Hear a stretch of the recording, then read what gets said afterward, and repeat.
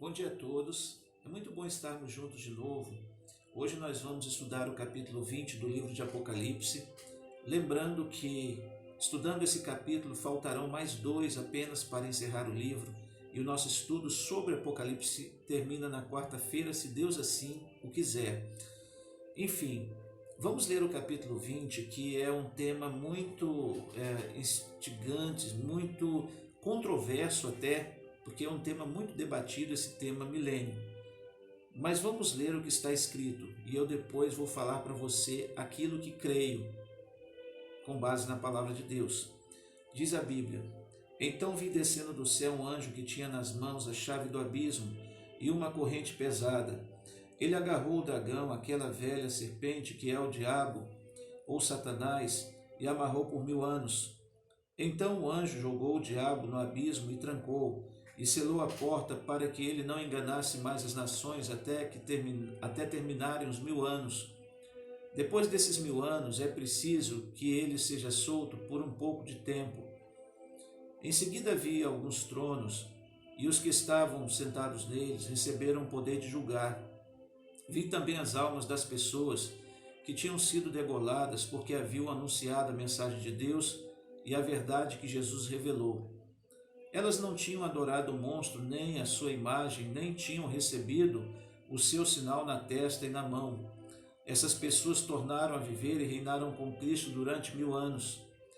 Os outros mortos não tornaram a viver até que os 1000 anos terminaram. Esta é a primeira ressurreição. Felizes e abençoadas as pessoas que forem incluídas nessa primeira ressurreição, pois a segunda morte não tem poder sobre elas. Serão sacerdotes de Deus e de Cristo e reinarão com ele durante 1000 anos. Versículo 7.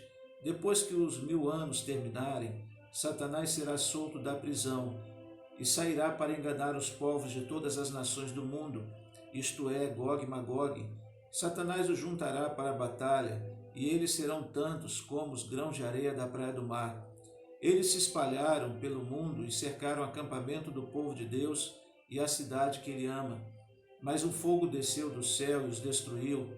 Aí o diabo que os havia enganado foi jogado no lago de fogo e enxofre, onde o monstro e o falso profeta já haviam sido lançados. E lá eles serão atormentados para todo sempre, dia e noite. Vejam, queridos, não temos tempo de nos aprofundar citando tantos textos que gostaríamos para colocar a nossa posição. Eu respeito a posição de muitos, por que não dizer cada um que tem seu ponto de vista quando estuda seriamente o Apocalipse? Eu respeito a opinião desses todos.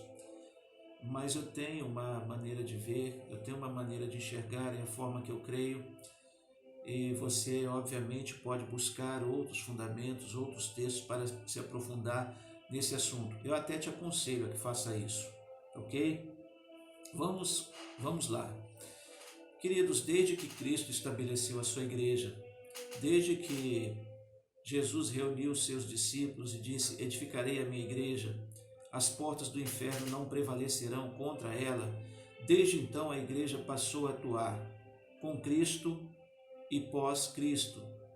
Quando eu digo pós-Cristo, eu digo após Cristo ter sido levado de volta para o céu, ter ressuscitado para estar à direita do Pai. Então, a partir daí, com a vinda do Espírito Santo, a igreja passou a agir, passou a atuar sob direção do Espírito Santo. Então, nós vemos que, a partir de Cristo, a igreja passou a viver o seu evangelho, passou a viver missões, fazendo sinais, prodígios, principalmente o que nós lemos lá no início do primeiro século da era cristã, mas que continuou ao longo dos anos, ao longo dos séculos. Bom, a igreja tem a sua vida, a igreja continua a sua vida, mas Jesus disse, a própria Bíblia diz, que viria e que virá o tempo da chamada grande tribulação. Uma tribulação tal qual jamais o homem viu, a igreja passou, a igreja viveu. Será algo tão forte, algo tão pesado essa tribulação, essa perseguição contra o servo de Deus, que a Bíblia chega a dizer que, se possível, Satanás enganaria até os escolhidos, a Bíblia fala que muitos apostatarão da fé. E eu fico pensando que se por poucas coisas, se que por briguinhas, disse-me-disse, e por sedução do diabo nesse mundo, as pessoas já têm apostatado da fé, já têm esfriado, já têm abandonado o Evangelho, quanto mais quando vier a grande tribulação.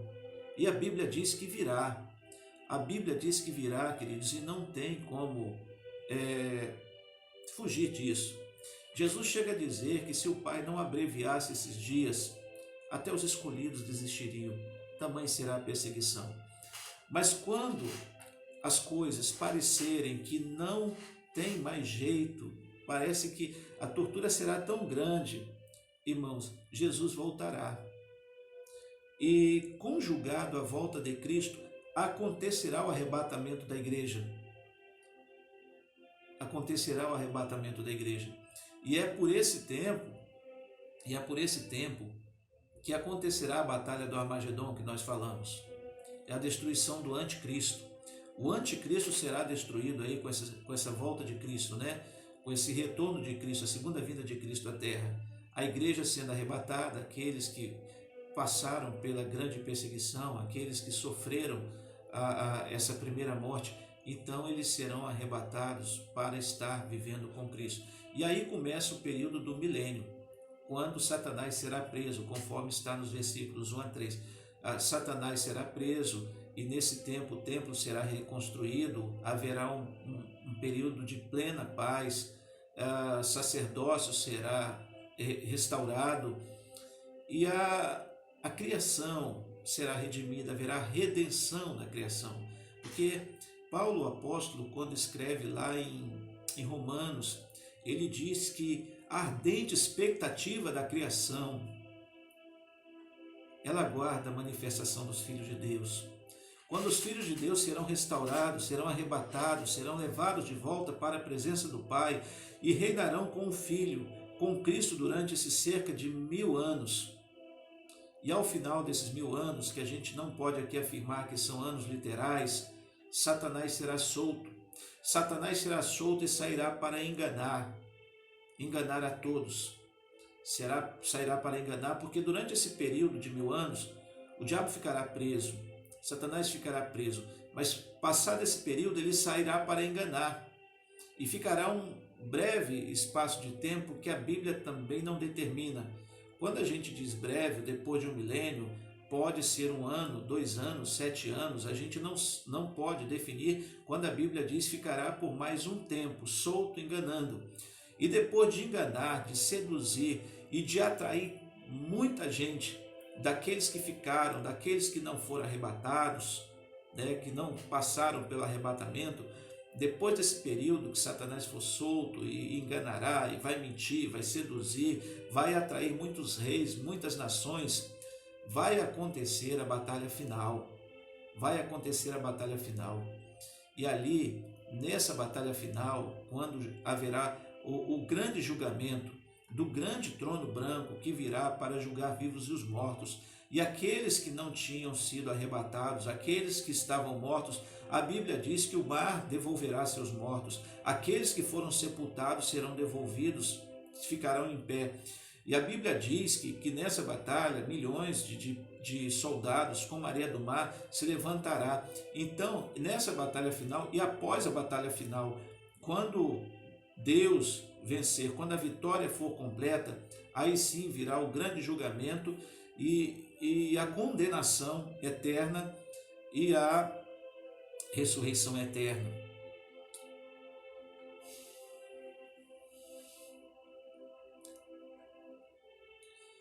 É onde nós veremos a Nova Jerusalém. Diz a Bíblia que o céu se ligará à terra. Aqueles que abraçaram o monstro, Satanás, a antiga serpente, serão lançados no lago de fogo e enxofre. E aqueles que aceitaram a Cristo viverão eternamente com Ele. A Nova Jerusalém descerá do céu ataviada. E aí eu quero ler com você a partir do versículo 11. Desculpa, eu me emociono cada hora que eu lembro dessas coisas. Então vi um grande trono branco e aquele que está sentado nele.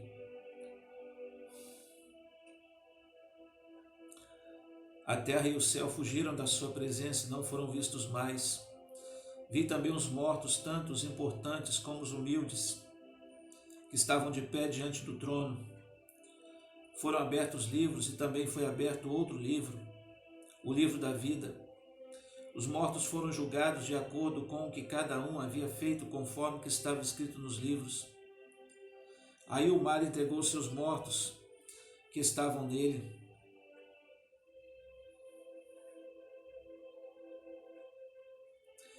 A morte e o mundo dos mortos também entregaram os que eles tinham em seu poder. E todos foram julgados de acordo com o que cada um tinha feito. Então a morte e o mundo dos mortos foram jogados no lago de fogo. Esse lago de fogo é a segunda morte. Quem não tinha o seu nome escrito no livro da vida foi jogado no lago de fogo. E aí quando vem o novo céu e a nova terra, nós vamos falar sobre isso amanhã. Hoje pela manhã, o Senhor falou algo no meu coração, quando eu estava aqui me preparando para essa mensagem. E é para você, líder, e é para você, pastor. Homem de Deus, mulher de Deus que pastoreia, que lidera, que dirige. Deus te deu ovelhas para apacentar. Deus te deu um rebanho de ovelhas para apacentar. Ainda que tenha bodes no meio do seu rebanho, não se culpe, não se decepcione. Se a tua mensagem não chegar ao coração daqueles que são bodes, porque Deus te deu ovelhas, Deus te deu cordeiros. Bode não segue a voz do pastor. Bode não é pastoreado por pastor, porque Deus te deu um rebanho de ovelhas. Ainda que hajam bodes, não ouvem a voz do pastor e não vão ouvir. Deus tem as suas ovelhas no meio de cada rebanho. E Ele vai levar, Ele vai arrebatar aqueles que são deles. Aqueles que ouvem a voz do sumo e do supremo pastor. Então, meu querido pastor, homem de Deus, apacente as suas ovelhas, apacente as ovelhas do Senhor. Não se importe com bodes, com cabritos, não desista do seu ministério, não deixe de fazer aquilo que Deus mandou você fazer. Pastoreie as ovelhas do Senhor. Quanto àqueles que não querem, não ouvem chamados, e você luta tanto e se decepciona e chora, entenda, Deus te deu ovelhas para pastorear, cuide das ovelhas do Senhor. Essa palavra eu gostaria de dar a você especificamente, líder, pastor, você homem de Deus, mulher de Deus que pastoreia. Vamos orar. Senhor, obrigado pela tua palavra, que nos anima, nos dá vida, nos faz reviver. Quero entregar ao Senhor esse mês, essa semana, esse dia. Quero entregar nossa família, nossa vida. Eu oro por aqueles que são teus, Pai. Por aqueles que ainda não são teus e que ainda não abriram os olhos. Eu te peço, por graça e misericórdia, abre os olhos, Pai. Prepara a tua igreja, Senhor, para o tempo em que o Senhor já determinou. No nome santo de Jesus, nosso Salvador, nós a Ti oramos e agradecemos hoje e para sempre. Amém. Deus nos abençoe. Fica na paz de Cristo. Até amanhã. Um beijo no seu coração.